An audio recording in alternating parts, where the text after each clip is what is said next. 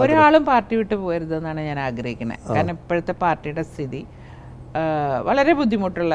ഞാൻ കോൺഗ്രസ് പാർട്ടി തന്നെ ഉറച്ചു നിൽക്കാൻ ആഗ്രഹിക്കുന്ന ഒരാളാണ്. എന്നെ ഇനി വേണ്ട എന്ന് പാർട്ടി പറഞ്ഞാൽ മാത്രം ഞാൻ വീട്ടിൽ പോയിരിക്കും എന്നല്ലാണ്ട് വേറെ ഒന്നുമില്ലെങ്കിൽ എനിക്ക് പോകാൻ താല്പര്യമില്ല. അപ്പം നമ്മുടെ കുടുംബം നിർബന്ധിക്കുമ്പോൾ നമ്മുടെ മനസ്സ് വല്ലാണ്ട് വിഷമിക്കും.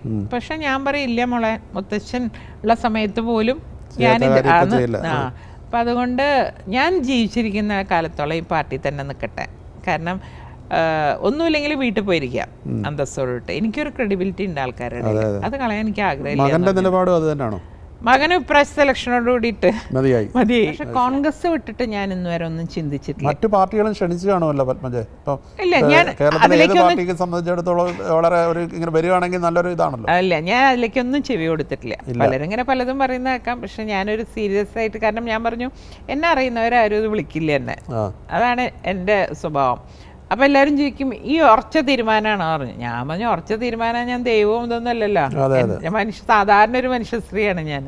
അത്രയും ഞാൻ പറയുമ്പോൾ എല്ലാവരുടെ വിചാരം ഞാൻ എപ്പോൾ പാർട്ടി മാറുന്നത്. അപ്പം ഞാൻ പറഞ്ഞു എൻ്റെ അച്ഛനെ വേദനിപ്പിച്ചതാണ് എൻ്റെ ജീവിതത്തിലെ ഏറ്റവും വലിയ സങ്കടം. ആ അച്ഛനെ വേദനിപ്പിച്ച് ഞാൻ പോയിട്ടില്ല, കോൺഗ്രസ്സുകാരെ ഉറച്ചു നിന്നാണ്. ഞാൻ പാർട്ടീനെ അത്ര ഇഷ്ടപ്പെടുന്ന ഒരാളാണ്. കാരണം ഞാനിങ്ങനെ ഫേസ്ബുക്കിൽ ഒരു പോസ്റ്റ് ഇട്ടപ്പോൾ പലരും പറഞ്ഞു ഞാൻ പാർട്ടി മാറാൻ പോണു, ഞാൻ വേറെ പാർട്ടിയിലേക്ക് പോകണു. എൻ്റെ അച്ഛൻ പോയിട്ട് പോലും അച്ഛനെ വേദനിപ്പിച്ചിട്ട് ഈ പാർട്ടിയിൽ നിന്ന ആളാണ് ഞാൻ. പാർട്ടി പ്രവർത്തക എന്നുള്ള നിലയ്ക്ക് എല്ലാവരുടെ മാതിരി തന്നെ ഒരു അവകാശം അർഹതയും എനിക്കുണ്ട്.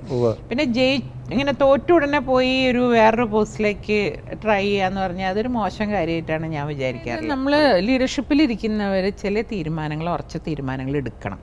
അതിന് ആരും പേടിക്കേണ്ട കാര്യമില്ല. കൂടിപ്പോയി അവരെന്ത് ചെയ്യാൻ പറ്റും, നമ്മളെ ഈ സ്ഥാനത്ത് ഇരുത്തില്ല എന്നല്ലല്ലോ. BJP-യിലും വളരെ മോശമാണ് വനിതകളുടെ സ്ഥിതി, ഇതിനേക്കാളും മോശമാണ് BJP-യിലൊക്കെ.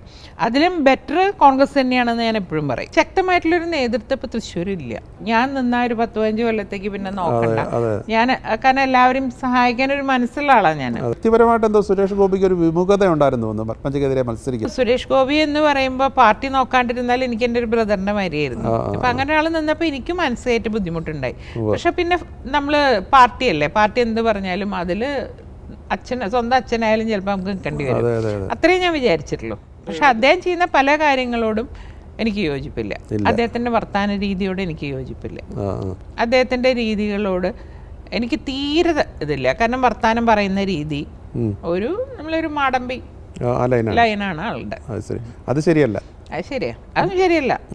പ്രതാപനെ പറ്റി ഒന്നും പറയാൻ ഞാൻ ആഗ്രഹിക്കുന്നില്ല. MP എന്നുള്ള നിലയിൽ അദ്ദേഹത്തിന്റെ പ്രവർത്തനം അതിപ്പോ ഇലക്ഷൻ കഴിയുമ്പോൾ പറയാം. നിങ്ങൾ സഹോദരങ്ങൾ തമ്മിൽ എങ്ങനെയാണ്, ഇണക്കവും പിണക്കവും ഉണ്ടോ? ഇടയ്ക്കിണങ്ങും, ഇടയ്ക്ക് പിണങ്ങും. ഇപ്പൊ ഇണക്കത്തിലാ? കുറച്ചു കാലമായിട്ട്. കാരണം എനിക്ക് ഇതിനിടയ്ക്ക് 1-2 പ്രാവശ്യം തീരെ വയ്യാണ്ടൊക്കെ വന്നു. അങ്ങനെ ഒരു ഇതൊക്കെ അങ്ങനെ വന്ന സമയത്ത് ആൾക്ക് ഭയങ്കര സങ്കടമായി. പിന്നെ വരും. പക്ഷെ രാഷ്ട്രീയമായിട്ട് എനിക്കറിയില്ല, എപ്പോൾ വരുമ്പോഴും ഞങ്ങൾ പിണങ്ങും.